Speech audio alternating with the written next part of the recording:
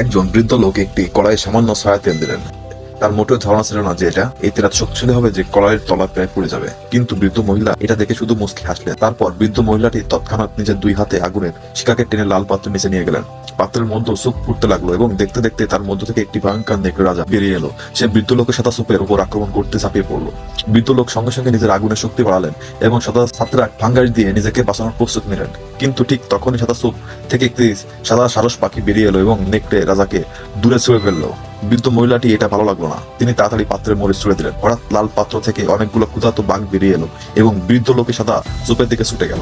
কিন্তু সাদা সারস আবার বেরিয়ে এসে একটি বাঘ শেষ করে ফেলল। কিন্তু বাকি বাঘগুলো স্যুপের মধ্যে ঝাঁপ দিল। ঠিক তখনই মনে হলো বৃদ্ধ লোক হেরে যাবে।